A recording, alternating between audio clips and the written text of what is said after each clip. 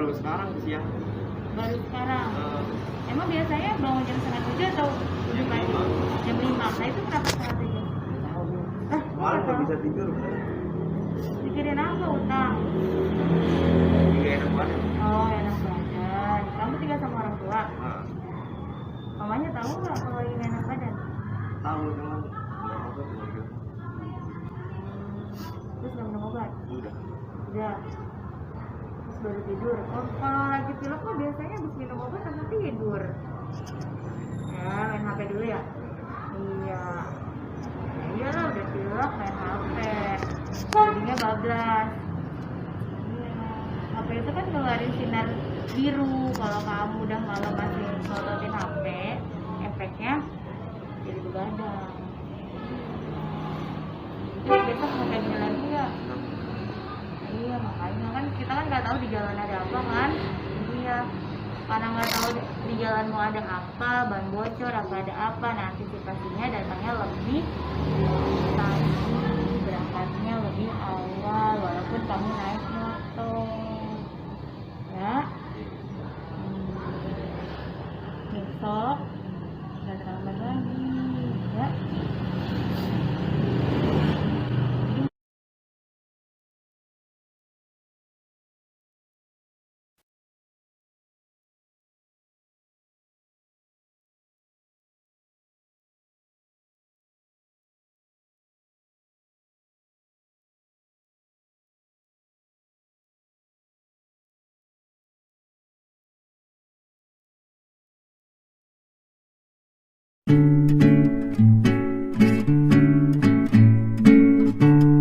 Oke, Aisyah. Kamu tahu kenapa ibu panggil? Tahu kenapa? Masalah video. Nah, emang kenapa videonya? Kurang sopan, nggak pantas sih kalau buat anak sekolah. Nah, kenapa bisa dilakukan? Apa ya, sebelum masuk SMP tuh udah sering gitu, nggak ada masalah apa-apa. Cuman kayak mungkin Aisyahnya juga kurang tahu peraturan sini, jadi Aisyah ya buat video itu kayak Aisyah masih ngerasa masih SMP nih, masih bebas gitu. Tapi pas sudah masuk ternyata ada yang ngabur gitu. Nah, jadi kan ketahuan ya kayak gitu kan, sama gurunya ketahuan, sama wali kelasnya ketahuan. Nah, jadi itu buat pelajaran juga buat Aisyah ya kan. Besok-besok kalau mau upload apapun di sosial media itu harus dilihat dulu, dilihat cara pakai bajunya ya kan, kira-kira enak dilihat apa enggak, itu udelnya kelihatan semua apa enggak gitu ya nggak sih? Iya ya. Jadi kan tidak merugikan diri sendiri ya nggak? Iya ya, sama ibu juga kan pernah muda juga, pernah pengen nyoba-nyoba, tapi kita harus tahu sesuai koridor apa enggak gitu. Jadi sekarang Aisyah paham kan ya? Iya, jadinya besok-besok kalau Aisyah mau upload lagi, kreasi lagi, nah harus dilihat semuanya, mulai dari jogetnya, mengundang nggak? Nah, mengundang tanda kutip kan, terus dilihat dari pakaiannya kayak gitu ya Aisyah ya. Iya, besok-besok jangan gitu lagi ya. Besok-besok kalau mau kreasi pokoknya harus yang lebih baik lagi ya. Fantastis nggak apa-apa, tapi harus dilihat fantastisnya itu kayak apa, jangan yang mengundang tanda kutip. Ya gitu ya Aisyah ya. Oke, makasih banyak. Sama.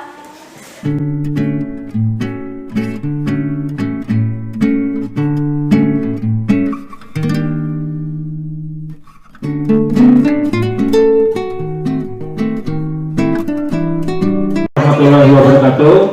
Pada hari ini kita akan menyaksikan ibu kita, Ibu Eli Febrianti SSI, akan menyampaikan modul 1.4 yaitu tentang budaya positif Tentunya Bapak dan Ibu, terima kasih atas kehadirannya. Dan mari kita akan menyaksikan langsung penyampaian materi modul 1.4 budaya positif. Untuk waktu dan tempat kami persilahkan kepada Ibu Eli Febrianti SSI. Silakan. Terima kasih banyak Pak Haji Sugeng. Assalamualaikum warahmatullahi wabarakatuh. Waalaikumsalam warahmatullahi wabarakatuh. Bismillahirrahmanirrahim. Terima kasih banyak buat Bapak Ibu yang sudah hadir di aksi forum berbagi saya mengenai modul 1.4 budaya positif. Jadi menciptakan lingkungan positif di lingkungan sekolah, baik itu di kelas maupun secara global di sekolah kita sendiri. Di sini saya tidak untuk menggurui ya Bapak Ibu, jadi kita sharing sama apa yang saya dapatkan. Jadi kalau misalkan nanti selama proses saya pemaparan ada hal-hal yang kurang berkenan atau kurang bersinergi dengan realitanya, bisa langsung disampaikan saja. Untuk topik dalam eksplorasi konsep sendiri, yang pertama mengenai disiplin positif dan nilai-nilai kebajikan universal. Kemudian ada teori motivasi, hukuman dan penghargaan restitusi, keyakinan kelas, kemudian kebutuhan dasar manusia dan dunia berkualitas, serta restitusi. Restitusi di sini ada 2, ada 5 posisi kontrol dan ada segitiga restitusi. Jadi sebenarnya materi ini lebih cocoknya ke guru BP memangnya, karena penanganan masalah-masalah problem di kelas ataupun di sekolah. Selanjutnya untuk mengenai disiplin positif dan nilai-nilai kebajikan universal. Sebelumnya di sini ada perubahan paradigma teori kontrol. Jadi kita itu biasanya punya ilusi sendiri mengenai kontrol. Yang pertama adalah ilusi guru mengontrol murid. Jadi kita tuh di kelas seakan pernah merasa kalau murid itu bisa kita kuasai karakternya dan tingkah lakunya. Kemudian yang kedua, ilusi bahwa kritik dan membuat orang merasa bersalah dapat menguatkan karakter. Yang ketiga, ilusi bahwa penguatan positif efektif dan bermanfaat. Yang keempat, ilusi bahwa orang dewasa memiliki hak untuk memaksa. Nah, kemudian teori kontrol ini ternyata paradigma ilusi kontrol ini ternyata ada perubahan paradigma selama perkembangan zamannya. Jadi sesuai dengan filosofi Ki Hajar Dewantara, kalau pengajaran dan pendidikan itu selalu berkembang sesuai kodrat zamannya. Untuk stimulus responnya, yang pertama kita mencoba mengubah orang agar berpandangan sama dengan kita. Padahal secara teori kontrolnya itu memahami pandangan orang lain, berusaha memahami pandangan orang lain tentang dunia. Jadi sebenarnya stimulus respon dan teori kontrol ini saling berlawanan. Jadi kalau di stimulus respon kita berpandangan semuanya sama, di teori kontrol itu padahal semuanya itu berbeda karena sesuai dengan kodrat manusianya masing-masing. Nah, untuk di disiplin positif di sini kita mengikuti katanya Dr. William Glasser.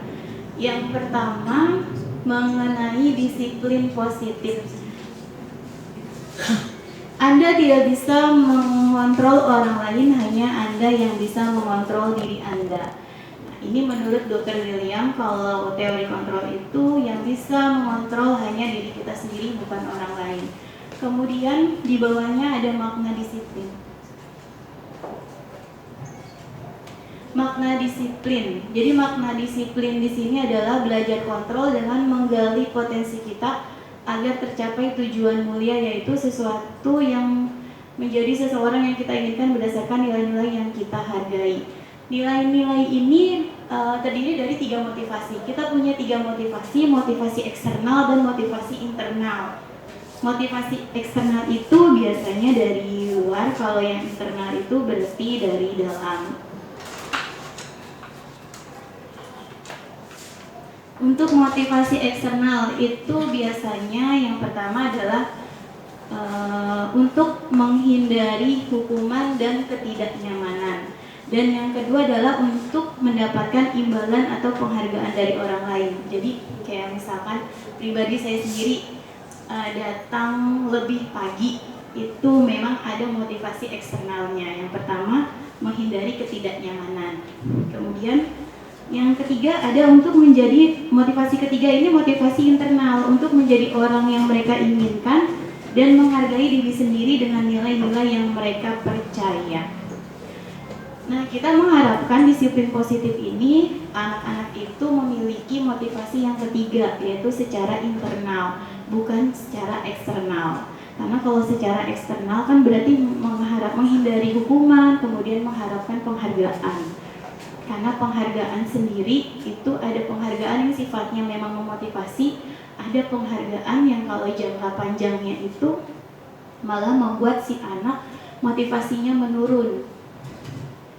Kemudian tadi motivasi, ada nilai-nilai kebajikan universal dan kemudian ada keyakinan kelas. Jadi kalau di kelas itu kita biasanya bikin kesepakatan kelas. Nah, sebenarnya yang harus kita bikin adalah keyakinan kelas. Jadi antara kesepakatan dan keyakinan itu berbeda. Kalau kesepakatan kan contohnya tidak boleh terlambat datang ke kelas, atau minimal diperbolehkan datang masuk ke kelas 10 menit setelah bel. Itu kesepakatan. Kalau keyakinan itu berarti rasa tanggung jawabnya. Tanggung jawab si anak untuk datang atau hadir tepat waktu di dalam kelas. Seperti itu. Jadi disiplin positif ini dasarnya, pondasinya adalah keyakinannya dulu, nilai-nilai kebajikannya secara universal. Untuk nilai-nilai kebajikan,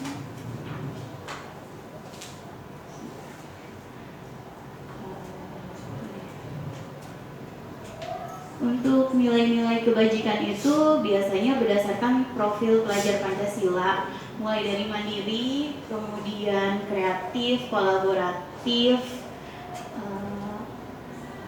berkebinekaan, gotong royong, dan kawan-kawannya.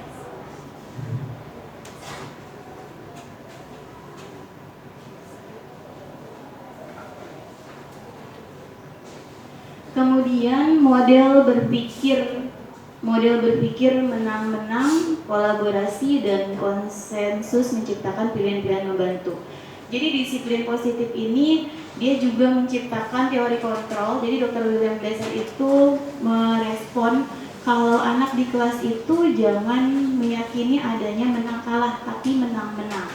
Nah, jadi kita menurunkan respon anak yang down ya. Kalau yang kalah itu kan biasanya dia mentalnya lebih down. Jadi kita ambil yang menang-menang. Jadi untuk menumbuhkan tadi motivasi internalnya. Itu. Kemudian 5 posisi kontrol. Nah, 5 posisi kontrol ini yang harus kita punya sebagai pendidik. Yang pertama adalah penghukum, kedua pembuat rasa bersalah, ketiga teman, yang keempat pemantau, yang kelima manajer. Yang diharapkan kita bisa menciptakan disiplin positif, posisi kita ada di manajer. Ada di manajer. Jadi kita bukan sebagai penghukum, kita tidak sebagai pembuat rasa bersalah, kita tidak boleh menjadi teman. Dalam artian teman di sini pada saat di dalam kelas, ya pada saat di dalam kelas interaksinya tidak seperti teman. Kemudian kita juga pemantau. Nah, paling tinggi itu manajer. Tapi kalau memang pada saat pelaksanaannya kita bisanya sebagai pemantau, ya turun level nggak masalah. Tapi nanti lain kali kita naik lagi jadi manajer seperti itu. Jadi 5 posisi kontrol ini yang balik lagi tergantung dari kondisi di kelas. Karena kan kalau untuk gedung Waringin sendiri, rasanya untuk jadi manajer kita belum mampu sesuai dengan siswanya. Kebanyakan kita berada di posisi pemantau. Kemudian di situ ada segitiga restitusi. Jadi sebenarnya di sini terkait dengan 5 posisi kontrol, Ada hukuman, ada penghargaan, ada restitusi. Kalau hukuman itu adalah hal yang kita lakukan secara autopilot, jadi otomatis ngelihat anak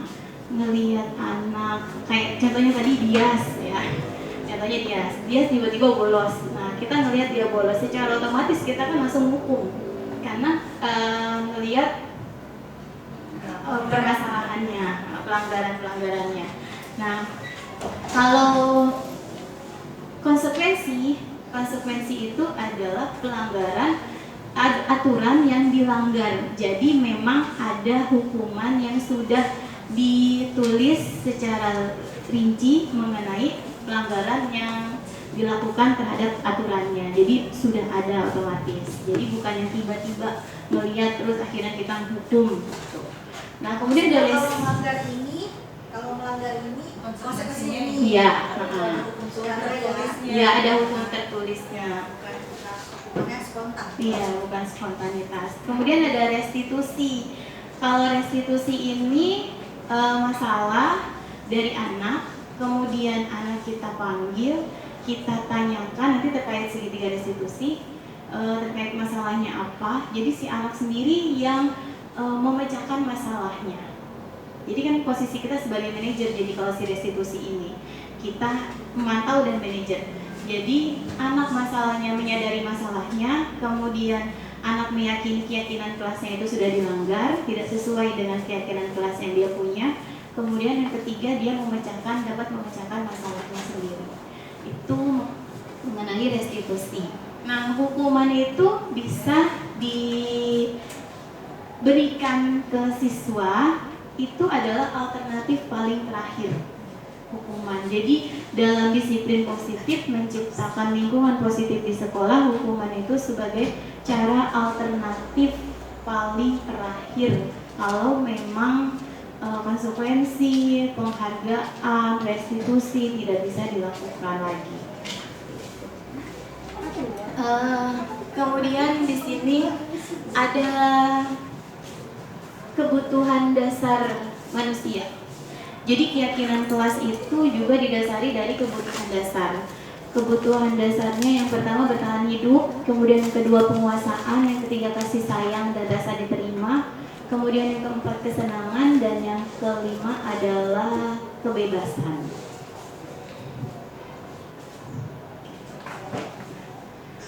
Kemudian makna disiplin.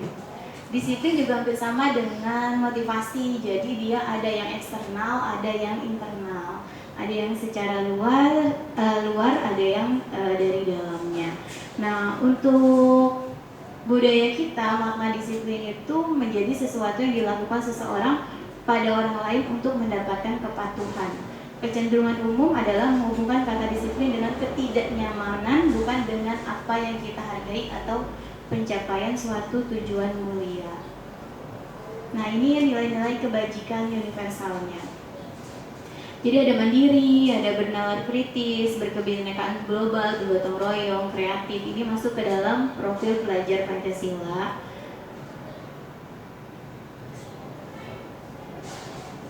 Yang tadi saya sebutkan teori motivasi perilaku manusia, ada eksternal sama internal. Yang internal itu sebagai tujuan disiplin positifnya karena memang dari diri sendiri.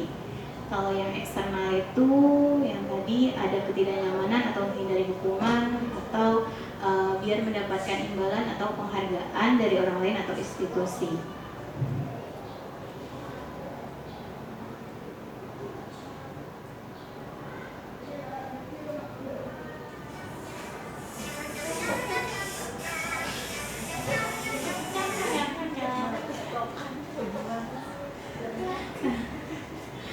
Lanjut yang tadi ciri-ciri restitusi yang menjadi masalah dari anak, kemudian penyelesaiannya juga dari anak. Jadi kita hanya sebagai manajernya saja.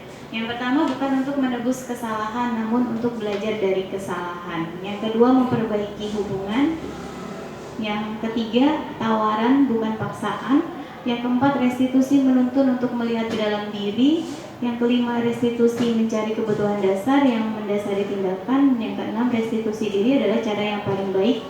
Yang ketujuh, restitusi fokus pada karakter bukan tindakan, kemudian fokus pada solusi dan mengembalikan murid yang berbuat salah pada kelompoknya. Ini untuk yang restitusi. Jadi memang benar-benar kita tidak bisa menjadi pembuat rasa bersalah untuk anak yang sudah melanggar atau mempunyai permasalahan, tapi kita juga bukan sebagai teman seperti itu. Boleh sambil ini kan? Iya, boleh. Bentar dulu, restitusi itu sebenarnya yang dimaksud di sini itu apa? Restitusi itu Restitusi itu apa sih? Restitusi itu sendiri apa? Aku tahu restitusi tapi bukan yang di pembelajaran begini.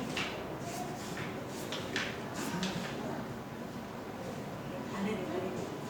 Ada di slide ini, di slide 12. Ya kan? Baik. Menciptakan kondisi. Proses menciptakan kondisi bagi murid untuk memperbaiki kesalahan mereka. Mereka bisa kembali Iya. Oh, Jadi yang bisa, iya, mereka buat salah, mereka terlambat.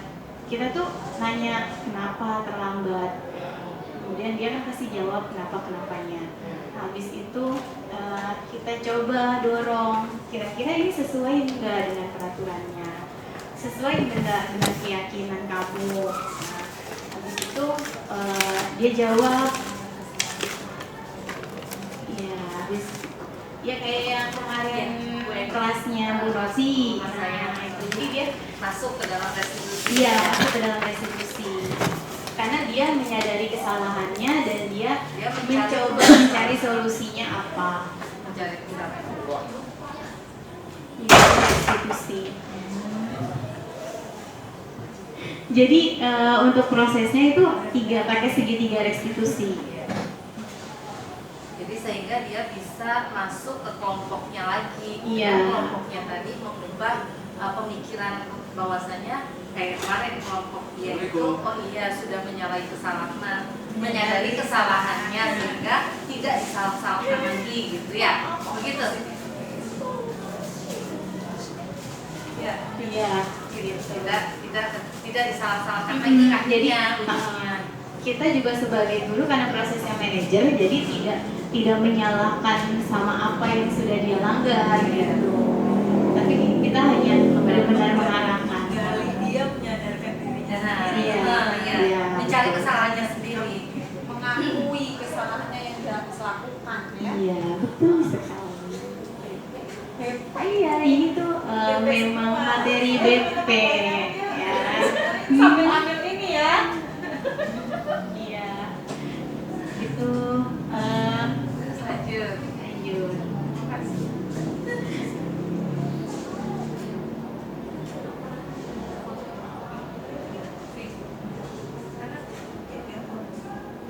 Nah, di sini ada diagramnya untuk peraturan kelas didasari dari peraturan kelas sampai akhirnya kita punya keyakinan kelas, kemudian lingkungan positif sampai akhirnya kita bisa menciptakan budaya positif.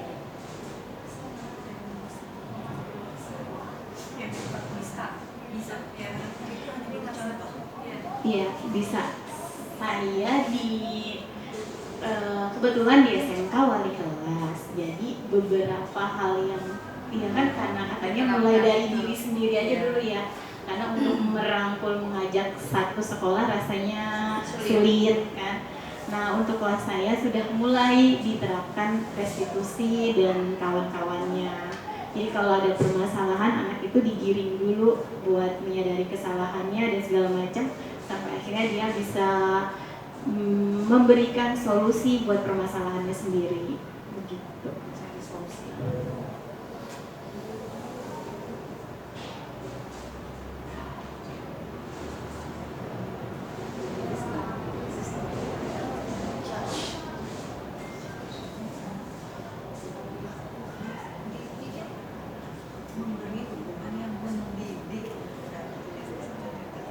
Iya, tapi ternyata kata-kata hukuman itu juga masih kurang pas. Karena konotasi dari hukuman itu kan biasanya lebih buruk kan. walaupun di belakangnya ada mendidik. Iya. Makanya dikatakan di situ hukuman boleh dilakukan, tapi sebagai alternatif pilihan yang paling terakhir. Kalau memang benar-benar sudah tidak bisa diterapkan langkah yang lain. Nah, perilaku anak itu dia memiliki sesuai dengan kebutuhan dasar manusia yang kita miliki, kasih sayang dan rasa diterima, penguasaan, kebebasan, kesenangan, bertahan hidup.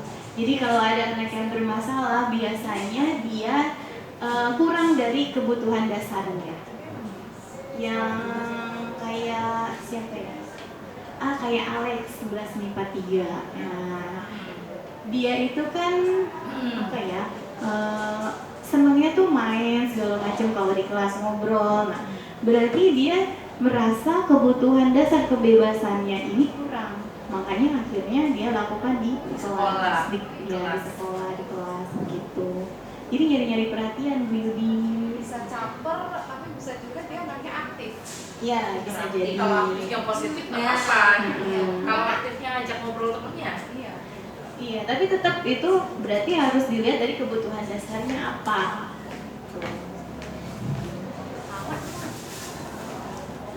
Oke, ada yang mau ditanyakan lagi, ibu-ibu? ada pertanyaan? Monggo. Kita sharing-sharing bareng-bareng. Iya.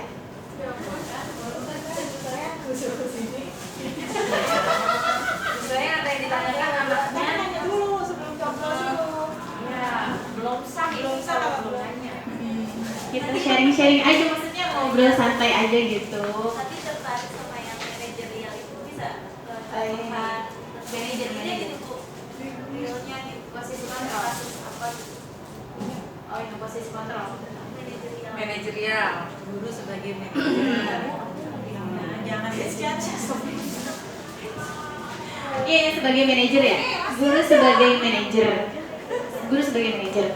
Ya tadi yang kita masuk ke institusi itu kita sudah sebagai manajer. Jadi kita cuma yang nanya, kamu kenapa?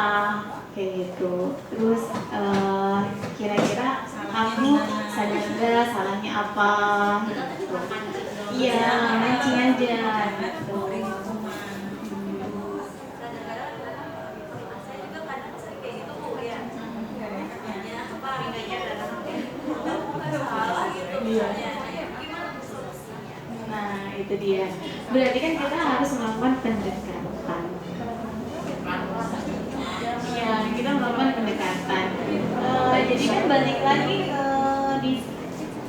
ke diferensiasi Bu. Jadi kan kita itu kan siswanya keanekaragaman.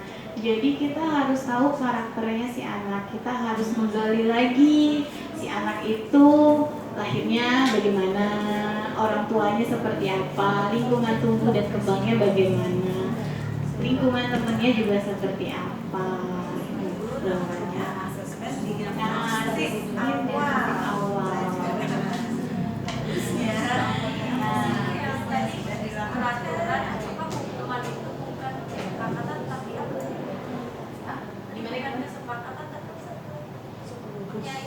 Konsekuensi.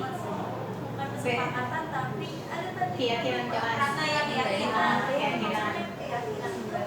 peraturannya harus disepakati bersama. Nah, itu peraturan kelasnya dulu dibuat. Peraturan kelasnya di kesepakatan kelasnya dibuat dulu kan. Kayak misalkan nih pada saat guru lagi menjelaskan tidak boleh berisik bicara. Nah, itu kan kesepakatannya. Keyakinan kelasnya kan berarti menghargai. Jadi bukan bentuk tertulis. Bukan. Kalau keyakinan itu bukan bentuk tertulis. Coba tulisnya kesepakatan Peraturannya. Keyakinannya ya menghargai dari kesepakatan kelas yang udah dibikin bareng-bareng kan. Apa berupa apa gitu Bu keyakinan? Apa Iya, ya kita itu apa? Iya, ya bisa dari kan Bu Soyang bikin peraturan kelas nih, nggak boleh terlambat. Berarti itu keyakinannya apa? Disiplin. Iya, disiplin waktu kan, tuh keyakinan kelasnya. Terus nggak apa-apa Bu Soyang bikin nih kayaknya ada. Kesepakatan bikin kelas. Bu, bikin kayak itu bilang peraturan kelas. kelas terus ditandatangani bareng-bareng apakah itu sudah Termasuk. keyakinan apa masih kesepakatan? Nah ini nih. Nah ini Bu Sayang bikin nih kesepakatan kelas kayak gini kan, datang tepat waktu, mengucapkan salam, menjaga kebersihan sekolah kan gitu. Nah Bu Sayang sambil bilang kalau datang tepat waktu berarti keyakinannya itu disiplin.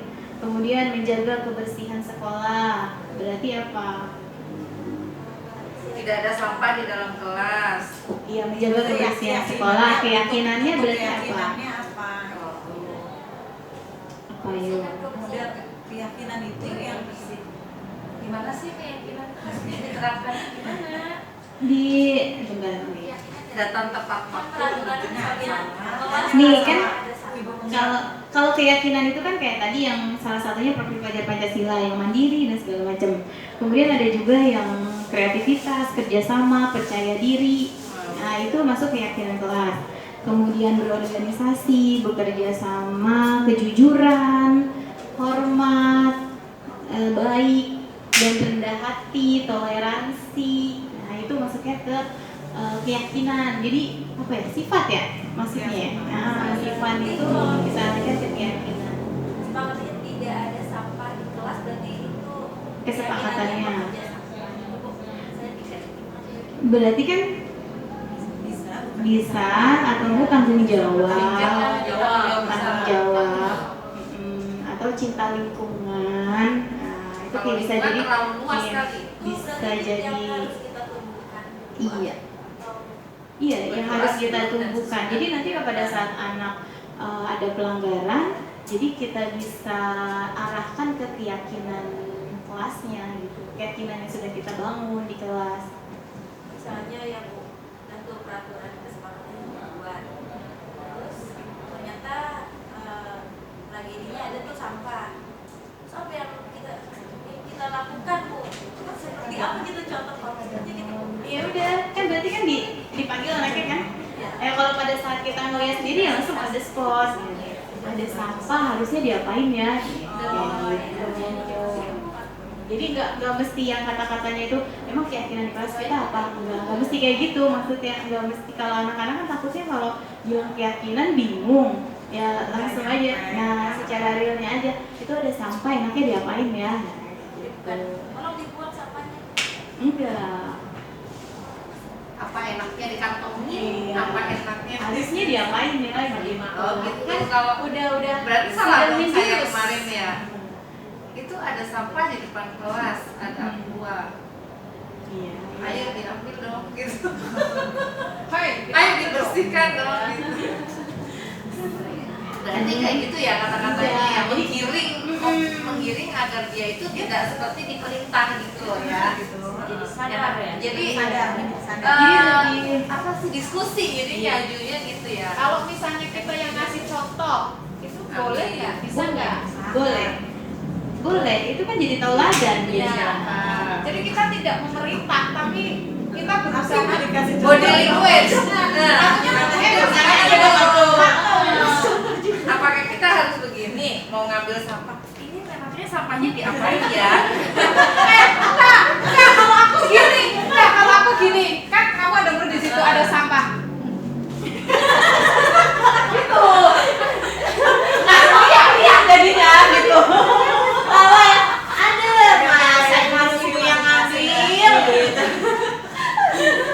Ya pokoknya masing-masing lah kayak gimana gayanya, tipenya, rangsangannya seperti apa. Gaya banget.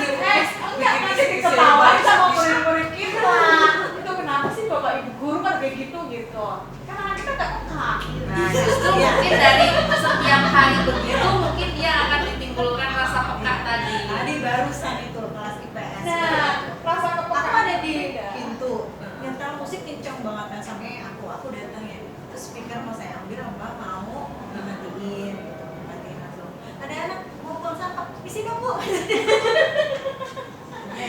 Ada guru lagi ngomong dulu ya. Jadi kayak anjing kan? Diam aja di situ. Ya emang gimana? Serialnya begitu. Iya, makanya kan Sama kayak itu dulu berapa tahun yang lalu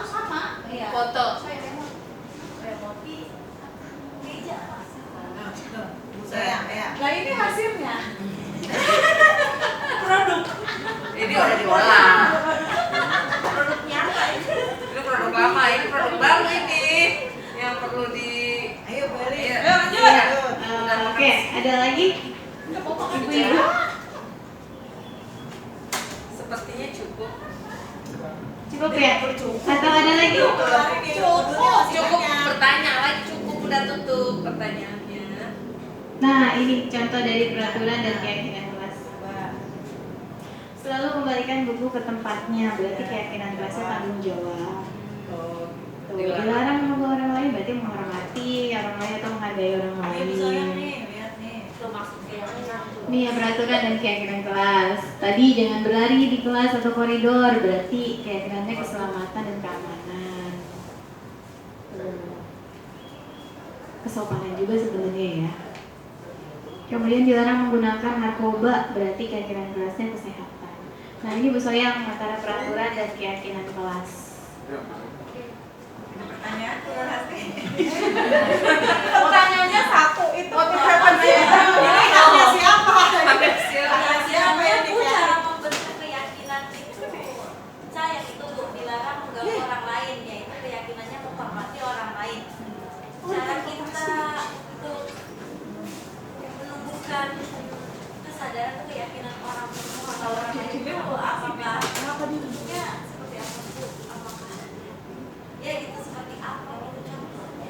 Iya, kita mulai dari diri kita aja dulu sendiri, nyontohin pada saat ada anak yang kan biasanya gini, kita lagi ngobrol sama anak terus ada tiba-tiba anak datang ngomong juga kan. Nah itu kan sebenarnya kan udah melanggar keyakinan kan, keyakinan kelasnya. Nah kalau untuk keluarin bisa kita omongin secara langsung Bu, kayaknya kalau misalkan kita cuma nyontohin aja kayaknya kurang. Jadi kurang peka. Jadi kita langsung ngomongin aja, misalkan kayak ini kita udah bikin nih peraturan nih, usulnya sebelahnya bikin keyakinan itu nggak apa-apa kayak gitu. Jadi malah tahu kan, ditulis di kartonnya misalkan, bikin di karton peraturan sama keyakinan gitu. Sini di shooting dan ibunya. Ayo duduk sana, udah mau kasih minum. Keyakinannya, peraturan sama keyakinannya kayak gitu. Jadi daripada nanti kita capek juga kan ya, ini anak kok nggak sadar sih, kan udah dikasih tahu peraturannya begini. Nah yaudah kita omongin secara langsung pada saat kita buat, kita kasih tahu jelasin keyakinannya itu begini. Kalau misalkan memang masih butuh secara visualnya, secara grafisnya, ya udah kita bikin aja di karton atau ditempel di dinding pakai HVS atau apa. Nah itu biar lebih mantap lagi lah istilahnya, biar bisa kelihatan, oh iya kemarin nih ganggu orang lain berarti sudah melanggar keyakinan kelasnya ini. Bu, kalau hukuman itu tepatnya diberikan ketika ada seperti apa? Itu hukuman itu yang benar-benar udah yang alternatif pilihan paling terakhir. Kalau si anak benar-benar udah bebel ya istilahnya ya, udah yang nggak bisa kita kasih restitusi, nggak bisa, masih ngulang-ngulang lagi, kemudian kita coba kasih konsekuensi dari peraturannya juga nggak bisa, ya udah akhirnya kita kasih hukuman, mau nggak mau kan gitu. Kayak di sini apa ya? Yang merokok di ruang di WC ya kan. Nah itu kan ada beberapa yang anak dikasih tahu masih mengulang lagi kan gitu. Jadi ya udah mau nggak mau kan kita kasih hukuman. Pokoknya paling terakhir, hukuman itu paling terakhir. Ya.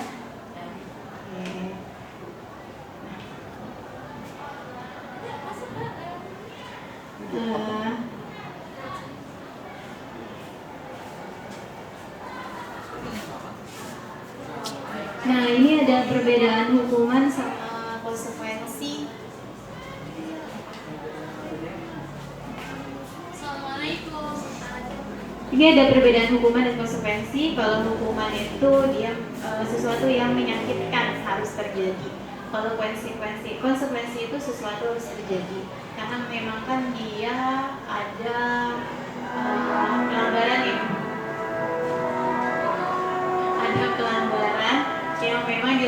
ditetapkan dan aturannya sudah jelas tertulis. Berarti itu konsekuensi kalau dia melanggar. Kalau hukuman tadi secara spontanitas.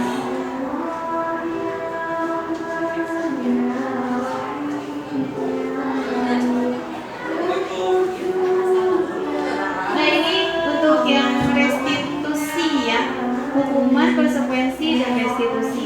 Kalau yang hukuman tadi menyakitkan, kemudian konsekuensi itu memang harus terjadi. Kalau restitusi itu adalah pilihan.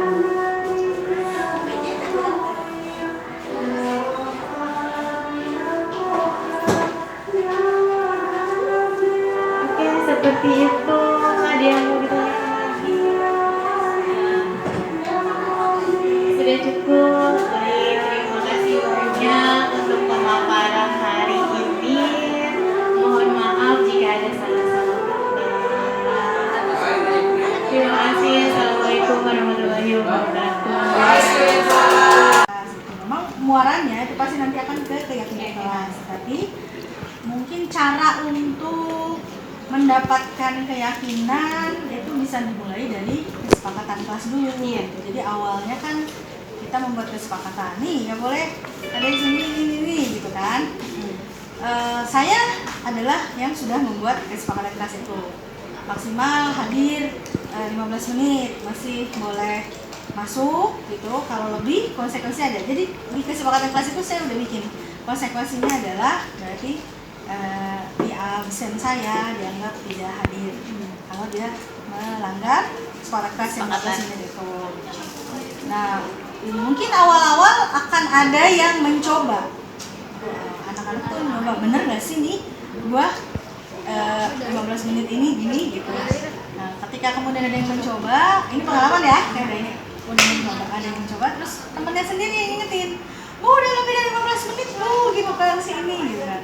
Saya tanya ke dia, kesepakatan nomor berapa? Setelah dari 15 menit, nomor 1 Bu. Apa? Dianggap tidak hadir. Iya, nggak apa-apa. Kamu ngerasa nggak? Kamu gimana tanggapan kamu? Ya nggak apa-apa Bu, udah. Jadi, terus, tapi besoknya mungkin perlahan-lahan berubah menjadi keyakinan. Gitu. Jadi mereka udah nggak pernah telat lagi. Terus yang kedua ada lagi juga pas saya melarang online ya. Oh iya. Itu di kesepakatan kelas itu juga ada tidak boleh online.